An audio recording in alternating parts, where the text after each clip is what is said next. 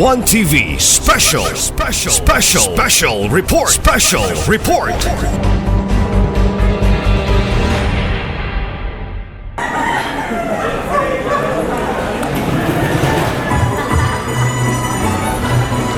Wow, luto na!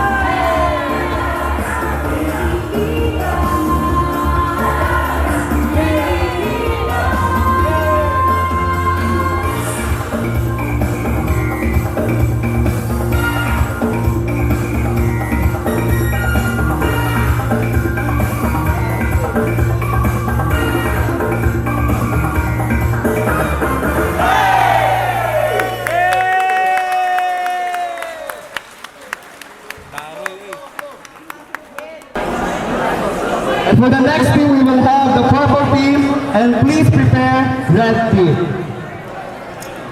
Oh, headset. Hala! After sila daw?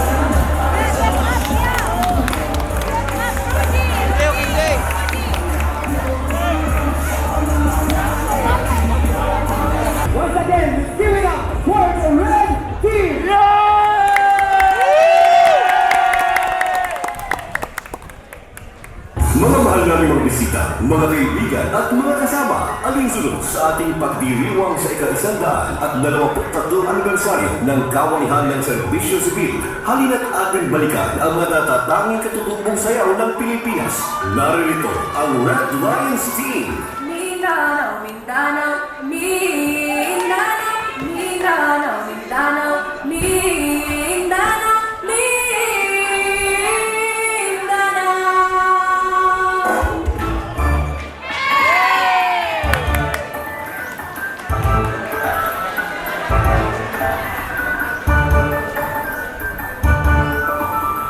Lalaki na yung si Ima, Jod.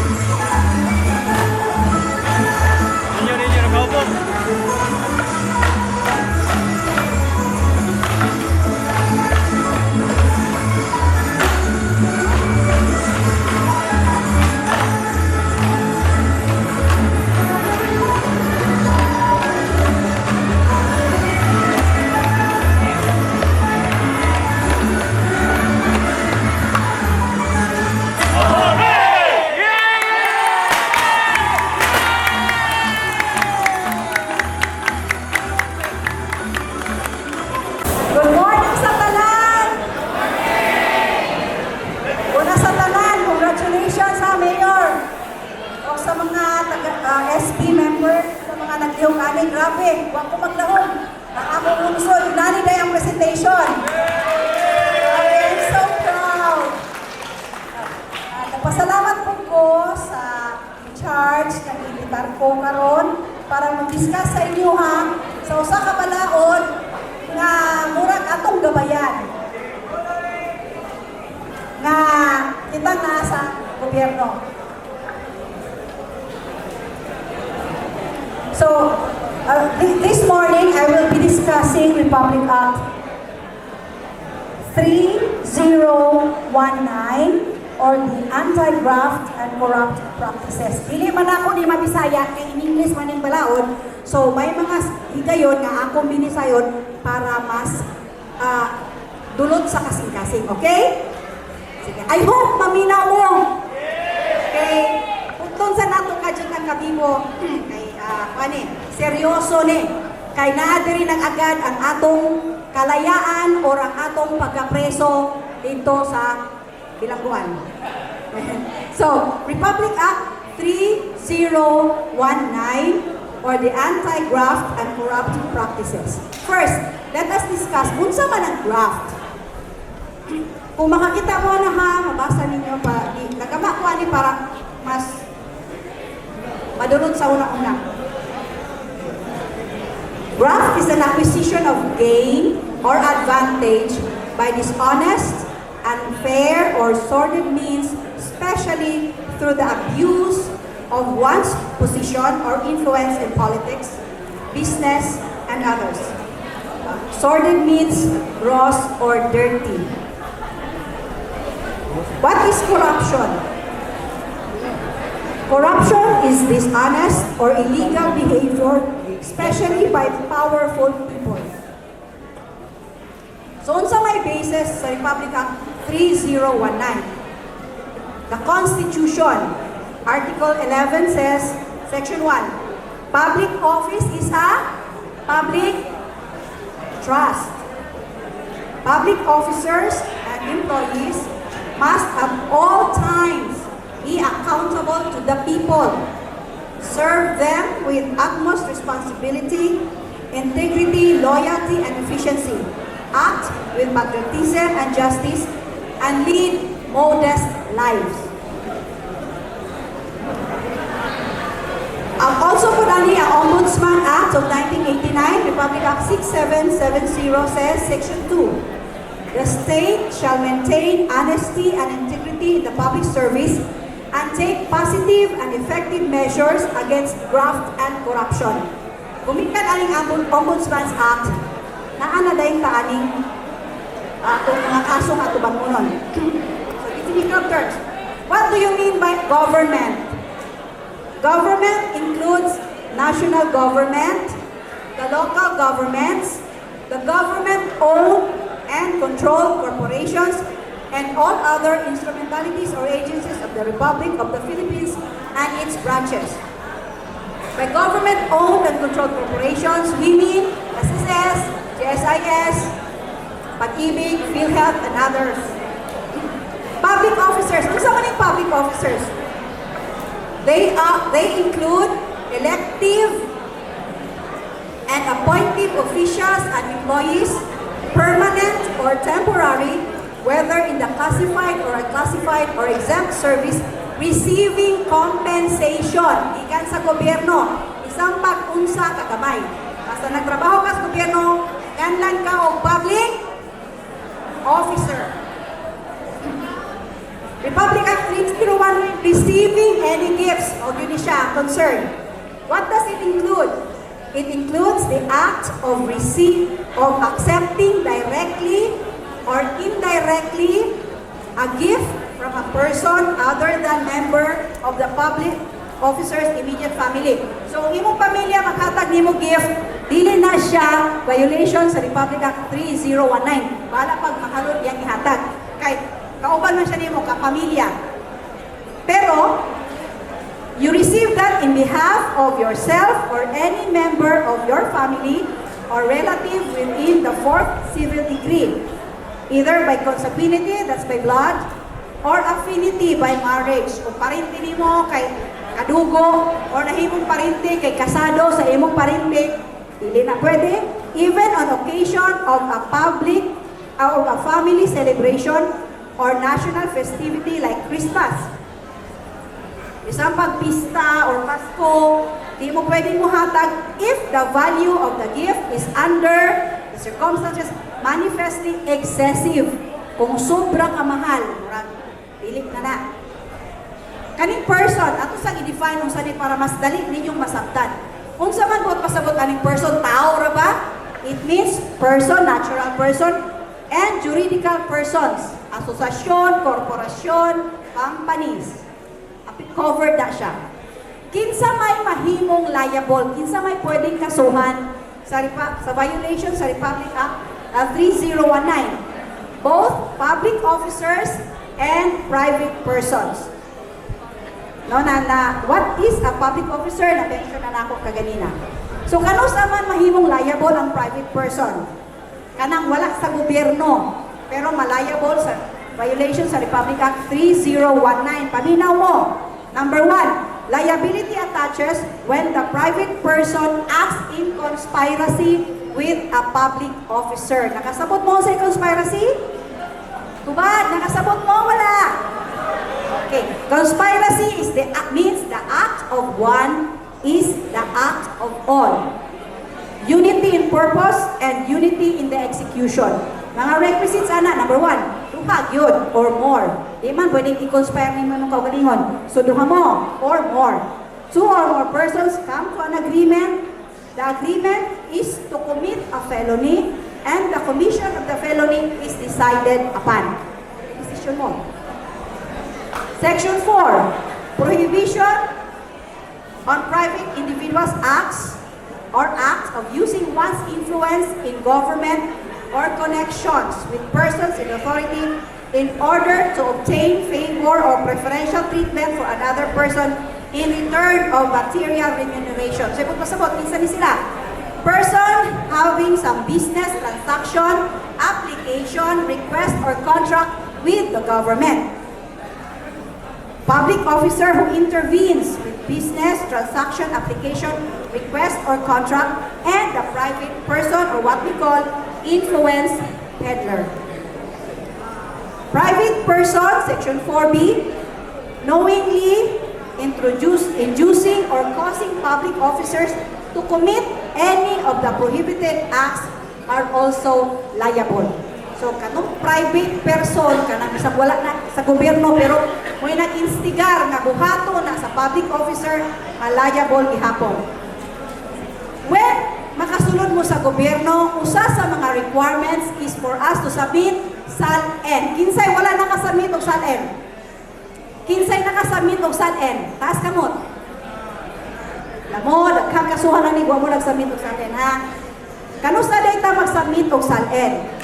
Within 30 days after approval of this act or after assuming office.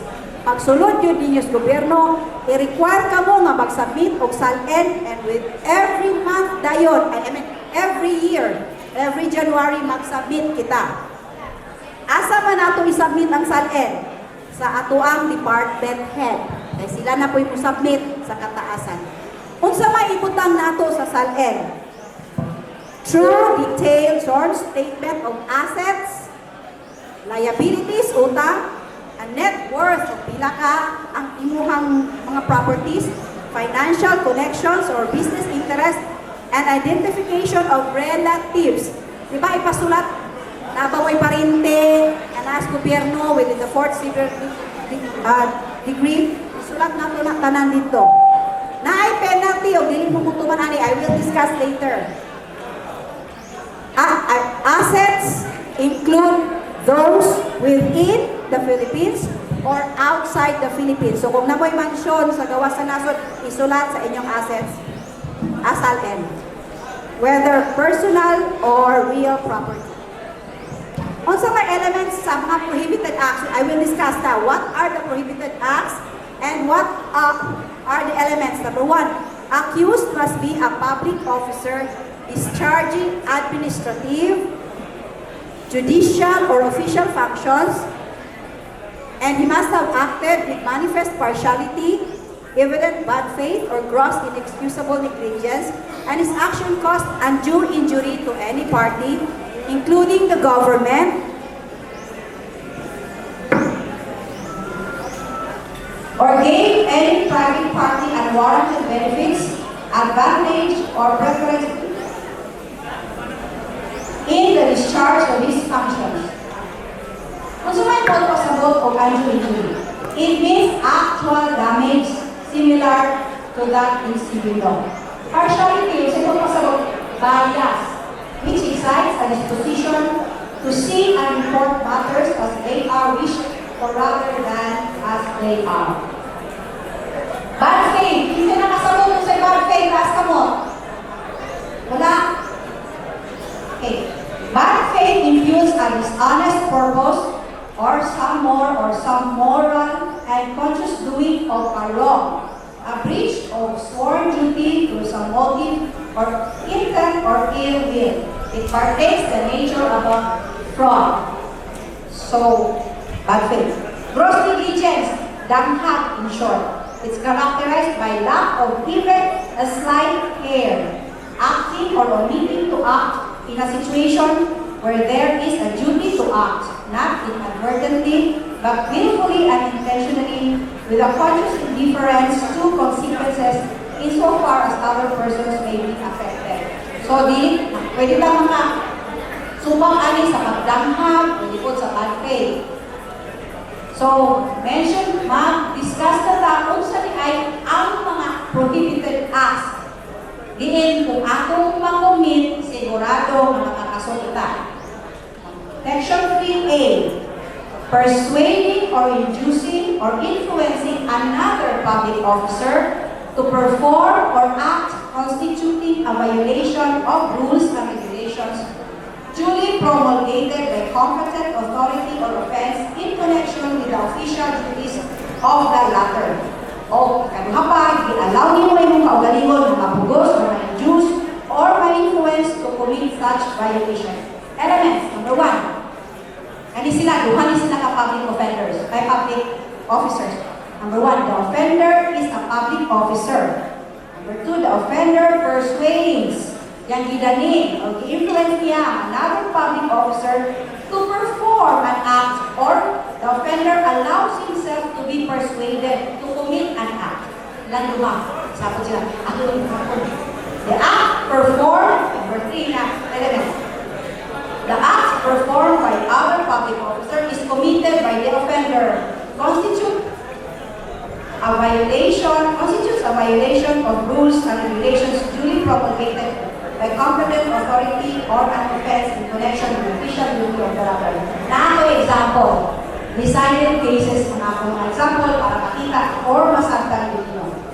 Arturo Jimenez versus Sandigan Bayan and the Republic of the Philippines, and Josefina Sucalit versus Sandigan Bayan and the Republic of the Philippines. Gano'n kung versus sa Sandigan Bayan? Kaya kasuhan man sila sa Sandigan Bayan dahil ako dito. Dahil bilang i-apilar sa Supreme Court.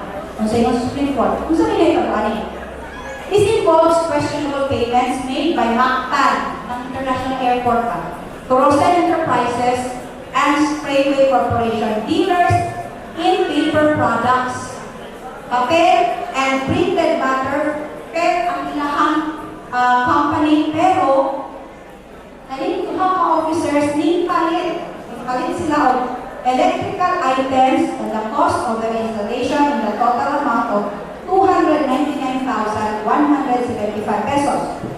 Josefina Sucalit, empleyado po sa Mactan, isuko ni Jimenez, na manager dito sa Mactan International Airport, pagpa-canvas dahil nag-advertise sa Rosen Enterprises na dili reputable supplier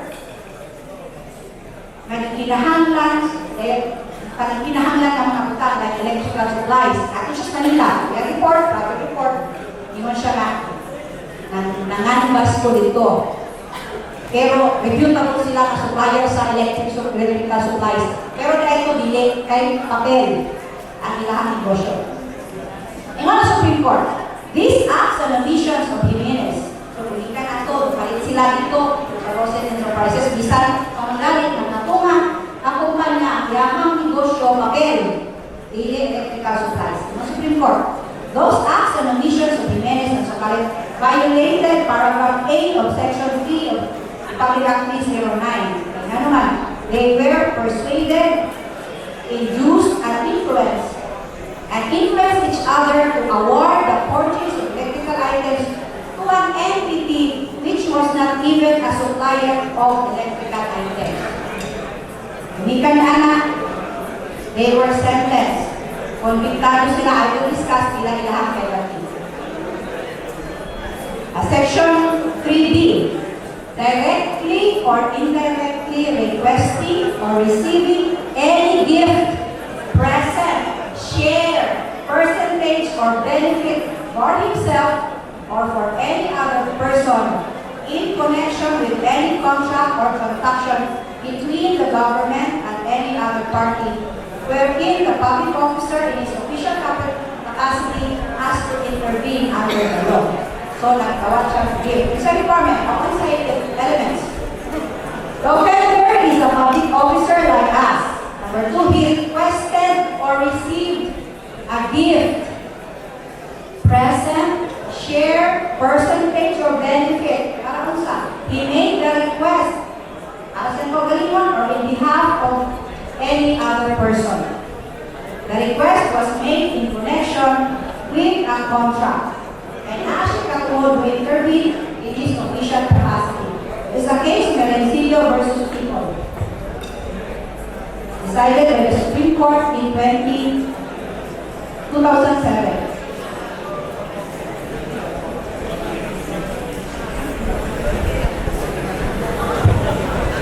Kaya natin discuss ang karoon Cambener, Culao versus People of the Philippines and Honorable Sandilang Bayan. Ato March 23, 2012, ang barangay chairman sa Manila nag-solicit o gidawat sa usa ka kumpanya sa kandidat na 40,000 pesos na ay cheque na ginisyo isip iyang share or commission sa usa ka barangay project. Usa na project man? Dalan. For the purpose, for the purchase of supplies and materials. I-intervene siya in his capacity as barangay chairman by approving the purchase order and acceptance and inspection report. Dili siya dapat mangayo o porsyento. Dili siya dapat mag-enter dito, dili siya dapat mangilabot. Kaya mangilabot siya, the Supreme Court found him guilty of violating Section 3B and was penalized. Section 3B of the Public Act 3018. And ito sa kaso, usap ko din ka, empleyado sa BIR, taga-BIR direct. Naay usa, sa babae, nakapalit siya ng utak. So, lahat siya sa BIR, bayad siya documentary stamps, bayad siya tax. Yan, makinahanglan ng CAOCAR, Certificate Authorizing Registration. So, bayad siya dito, ulit siya, yun na siya. After 7 days, okay na. Pagkabot sa ilang malay, itawaran mo sa BIR, this is a case decided by the Supreme Court. Ma'am, alis sa delay. So, pagkatulian, ipabayad siya 20,000 para ma-release ang Certificate Authorizing Registration. I-entract, kadakpan, o nang kapriso. Was found guilty of violating Section 3B of the Public Act 3018.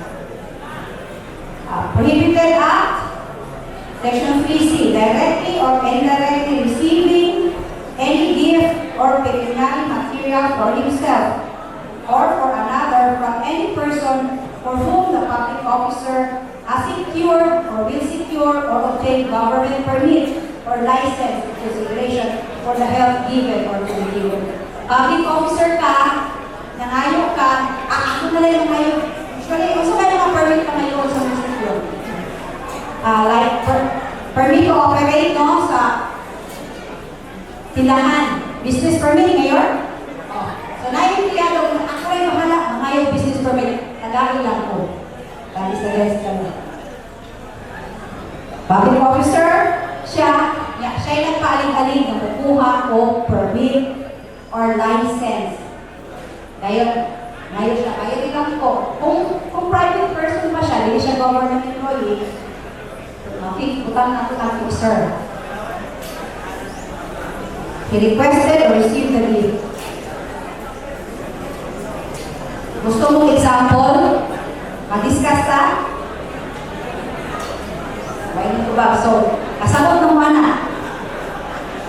Kani accepting or having any member of his family accept employment in private enterprise which has pending official business with him during the pendency thereof or within 1 year after its termination. Elements. The accused is a public officer. He or she accepted or has a member of his family who accepted employment. Trabaho po siya in a private enterprise, sa kumpanya. That's private enterprise na ay pending official business sa public officer. This is an example, Edwin Villanueva and Vida Villanueva versus People of the Philippines, decided in 2020. So, yun ito ba nag-asawa? Ang bana, OIC sa Provincial Director sa TESDA, asawa, private citizen. Ipasulod sa bana ang iyang asawa dito sa usapang kampanya, in-house competency assessor sa Raven and Ham Center for Education Incorporated. It's a private competency assessment center which has pending official business with Edwin. So, i-approve ang mga application sa TESDA ay naman ay ipasulod ba ng iyang asawa. Again, that's a violation of Republic Act 3019. Onetv Special Report.